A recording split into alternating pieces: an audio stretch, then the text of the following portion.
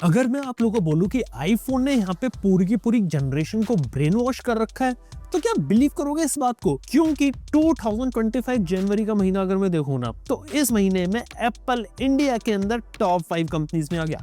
यानी कि वो एप्पल के बारे में बात कर रहा हूं जो कुछ साल पहले तक टॉप 10 में भी नहीं था। एप्पल के आईफोन को बोला जाता था बहुत महंगा है, इतने महंगे आईफोन को लेगा कौन। आज से 10 साल पहले तो एप्पल को कोई गिनता भी नहीं था, लेकिन आज एप्पल ऐसा है कि Xiaomi मोटरोला से ज्यादा फोन तो भाई एप्पल बेच रहा है, जो सरप्राइज हो जाता है भाई।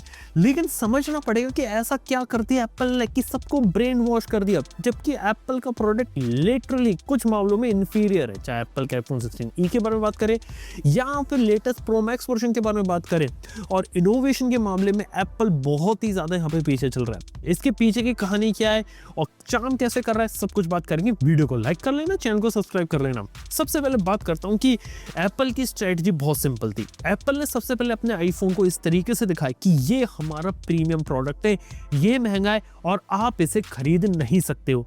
ये कर करके उसने आईफोन की एक ब्रांड इमेज यहाँ पे सेट कर दी कि एप्पल महंगा है, एप्पल के लोगों के लिए एक्स्ट्रा पैसा देना पड़ता है और आसानी से उसे नहीं खरीद सकते।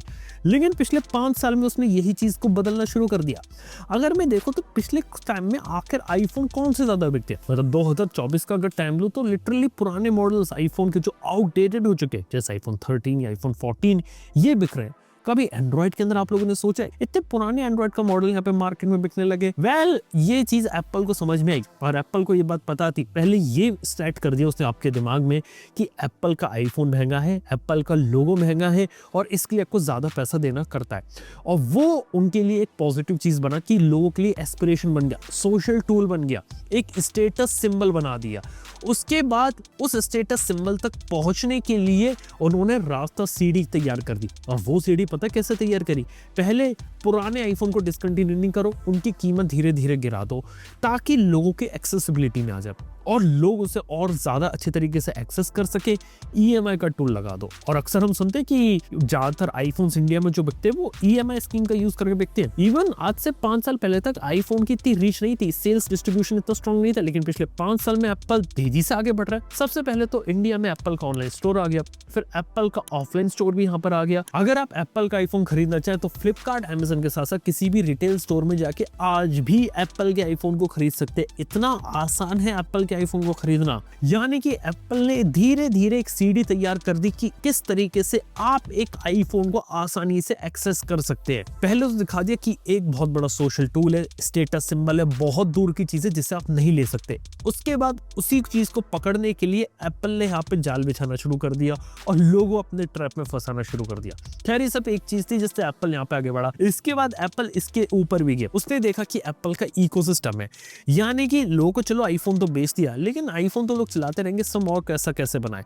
और पैसा बनाने के लिए आप लोगों को पता है एयरपॉड्स लेकर आए। और उन्होंने भी देखा कि चलो यार आईफोन के लिए थर्ड पार्टी एक्सेसरीज आते हैं, लेकिन वो इतने अच्छे होते नहीं है। स्मार्ट वॉचेस इतनी अच्छी काम करती नहीं है, एंड्रॉइड टैबलेट के साथ कोई कंपेटेबिलिटी होती नहीं है और विंडोज के साथ भी कुछ खास होता नहीं है। इसलिए धीरे धीरे एप्पल ने अपने दूसरे प्रोडक्ट्स बेचना शुरू कर दिए। यानी कि एक बार आईफोन लेके एक बार उनके आप जाल में फंस जाओ, फिर आप धीरे धीरे एप्पल के दूसरे प्रोडक्ट्स भी आप लेने लगोगे, क्योंकि एप्पल इकोसिस्टम में घुस गए तो इंटीग्रेशन बहुत स्मूथ होता है, चीजें आपस में ऑटोमेटिकली काम करने लगती हैं। और ये चीज की जो लत होती है लोगों को लगा दो, ताकि जो लोग हैं अगर वो कोई दूसरा प्रोडक्ट लेने जा रहे हो तो एक बार उनके दिमाग में कि चलो एक बार एप्पल का ही एक्सेसरी देख लेते हैं, एप्पल का एयरपोर्ट्स देख लेते हैं, डिस्काउंट वगैरह मिल रहा है, ईएमआई मिल रहा है, वो खरीद लूंगा मैं। एंड्रॉइड साइड या दूसरा कोई TWS मिल रहा है उसे यहाँ पर नहीं लूंगा। इस तरीके से भी एप्पल यहाँ पे आगे बढ़ी। इसके साथ ही एप्पल ने यहाँ पर यह भी सोचा कि लोगों को हमेशा एस्पिरेशन बेचते रहो, ये बात है। और आईफोन से कम रेट के अंदर आपको इनके फोन देखने को मिलते हैं, लेकिन फिर भी ऐसा परसेप्शन बना रखा है कि आईफोन का कैमरा सुपीरियर है और इंस्टाग्राम रील चलाने के लिए आपको आईफोन ही चाहिए। और उसके बाद ऐसा पूरा सोशल सर्कल यहाँ पे क्रिएट कर दिया गया कि अगर आपको इस प्रीमियम सोशल सर्कल में आना है तो आपके पास यहाँ पे आईफोन होना जरूरी है, क्योंकि वो एक वैलिडेशन यहाँ पे बन गया। लेकिन ये चीज कोई समझदारी भरा फैसला नहीं है। कभी भी पैसे को ऐसे फिजूल और फालतू खर्च नहीं करना चाहिए। बेसिकली आपको ये देखना चाहिए कि आप जो पैसे में अगर कोई फोन ले रहे हो, कोई भी चीज ले रहे हो, तो क्या आपको उसकी सच में जरूरत है या उसके बगैर भी आपका काम चल सकता है। और वाकई में अगर जरूरत है तो पूरा पैसा देख के लो। ईएमआई के ऊपर फोन खरीदने का कोई सेंस नहीं बनता है, मैं सच बता रहा हूं। अनटिल एंड अनलेस कि आपके पास बिल्कुल भी पैसा नहीं है और आपको एक फोन की सख्त जरूरत है, तो मैं कहूँगा कि चलो ईएमआई पे आप एक बार को ले लो, क्योंकि आपको लिटरली यहाँ पे रिक्वायरमेंट है।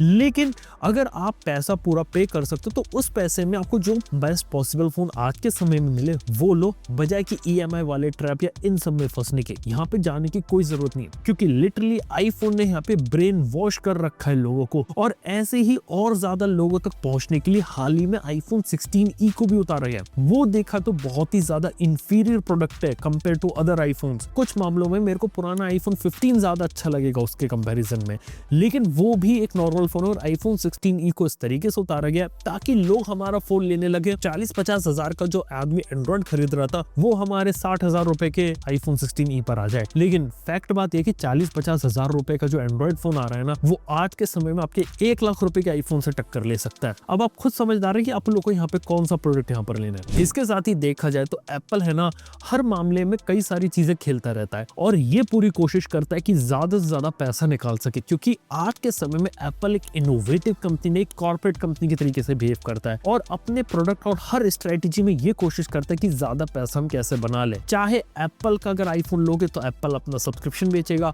आपको एक छोटे स्टोरेज वर्जन बेचने की कोशिश करेगा 128 GB वाला, जो कि हाल भर जाएगा। आज के समय 128 GB यूजलेस है, ये बात एप्पल को ही पता है, लेकिन बदले में आपको iCloud बेचेगा या फिर ज्यादा स्टोरेज का वर्जन ज्यादा रेट के अंदर बेचेगा। एप्पल इस तरीके से भी काम करता है और इस तरीके से अपने प्लान्स निकालेगा एप्पल की सर्विसेज के, कि ताकि आप एप्पल के इकोसिस्टम में भी रहो, उनकी सर्विसेज के ऊपर भी पैसा ले खर्च करते रहो। और एप्पल अपने आईफोन यूजर को लंबे समय तक अपने साथ ही रखना चाहता है और उनसे ज्यादा से ज्यादा पैसा बना लेना चाहता है। ये एप्पल का अल्टीमेट एम है और ये एम करने के लिए उसने धीरे धीरे ब्रेन वॉश करना शुरू कर दिया। इवन एप्पल की जो ब्रांड लॉयल्टी रहती है वो भी इसीलिए आई। एप्पल की जो फैंस थे वो पहले इसलिए बने थे क्योंकि एप्पल वाकई में एक इनोवेटिव कंपनी था, बहुत अच्छे तरीके से काम करता था, जो स्टीव जॉब्स कह रहा था। लेकिन उसके बाद धीरे धीरे एप्पल एक कॉर्पोरेट कंपनी की तरफ जब बिहेव करने लगा, तब एप्पल के जो फैंस थे वो तो चलो एप्पल के रहे, लेकिन उसके बाद उनके चक्कर में पूरा सोशल सर्कल एप्पल ने कैप्चर यहाँ पे कर लिया और अपने आप को प्रीमियम और स्टेटस सिंबल से जब एसोसिएट करने लगते हैं लोग, उस चीज का फायदा उठाने लगे। यानी कि कंज्यूमरिज्म की बात करें या जरूरत से ज्यादा पैसा खर्च करने की बात करें, आज के समय में इंडियन सोसाइटी में यही चेंज आ रहा है कि लोग की इनकम तो होती है 30,000 रुपए, लेकिन चलाना फोन है 1 लाख रुपए का। अब ये कोई समझदारी भरा फैसला नहीं है, लेकिन अब सोसाइटी अगर इस तरीके से बिहेव कर रही है, चल रही है, तो इसका फायदा एप्पल यहाँ पर उठा रहा है।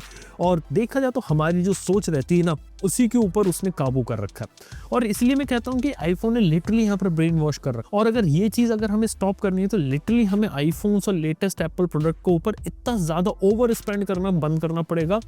जो अच्छे अफोर्डेबल ऑप्शंस होते हैं ना, सिर्फ वहीं तक अगर हम रहेंगे, उन्हें ही अगर हम खरीदते रहेंगे तो सही है।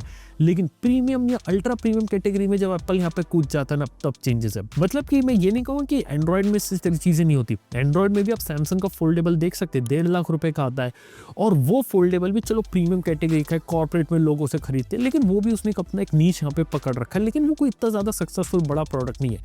लेकिन आप खुद देखिए कि जब एप्पल वाले अपना फोल्डेबल आईफोन निकालेंगे, तब यहाँ पे मार्केट में क्रेज कैसा होगा। और जो एप्पल के फैन बॉयज और जो पूरा कल्चर एप्पल ने डेवलप कर रखा है, तब अगर एप्पल वाले 2.5 लाख रुपए भी अगर मांगेंगे ना अपने फोल्डेबल आईफोन के, तब भी लोग यहाँ पे देने को तैयार होंगे। ये भी एक छोटी सी चीज यहाँ पे समझने वाली है। यानी कि एप्पल देखा है तो प्रोडक्ट तो बना रहा है, लेकिन अपनी मार्केटिंग, अपनी कम्युनिकेशन में आप लोग के माइंड से यहाँ पे खेलने की बहुत ज्यादा कोशिश कर रहा है। तो यार ये एक चीज है, अब देखना है कि यहाँ पे चीज कब उठती है। और इंडिया मार्केट में जब से ग्रोथ ने देखने को मिली है, तब से यहाँ पे डबल डाउन कर दिया। और धीरे धीरे देखा जाए तो शायद ऑलरेडी थर्ड मार्केट बनने वाला है। यानी कि यूएस है बड़ा है, चाइना बड़ा है, फिर जापान है, अभी इंडिया है। लेकिन धीरे धीरे हम शायद जापानीज मार्केट को भी क्रॉस कर जाएंगे और इंडिया फिर टॉप 3 पोजीशन में एप्पल के लिए इधर आ जाएगा। खैर, अगर प्रोडक्ट अगर अच्छे हो तो उसको रेकमेंड करने में कोई दिक्कत नहीं होती, लेकिन जब मार्केट में दूसरे प्रोडक्ट है और एप्पल को लोग आंख बंद करके लेते हैं, तब शायद एक मार्केट में एक प्रॉब्लम यहाँ पे क्रिएट होती है। खैर, ये कुछ बातें थी मैं आप लोगों से करना चाहता था कि एप्पल किस तरीके से बिहेव करती है, किस तरीके से काम करती है, और एक बहुत बड़ा लॉन्ग टर्म गेम यहाँ पे ये लोग खेल रहे हैं। लेकिन देखना कि ये गेम यहाँ पे कब तक चलता है। और मैंने पास में ही बोला कि एप्पल भले ही अभी भी सक्सेसफुल हो, लेकिन एक ना एक पॉइंट ऐसा आएगा कि जब एप्पल को ये चीज बैकफायर करेगी, वो 5 से 6 साल के अंदर आएगा और इनोवेशन की जो कमी रहती है, ये चीज उन्हें बैकफायर करेगी। क्योंकि आज तक एप्पल कोई नई प्रोडक्ट कैटेगरी, कोई भी नई चीज को क्रैक नहीं कर पाई है। जो पुरानी चीजें चल रही थी उन्हीं के ऊपर वो अभी भी कैश इन कर रहे हैं।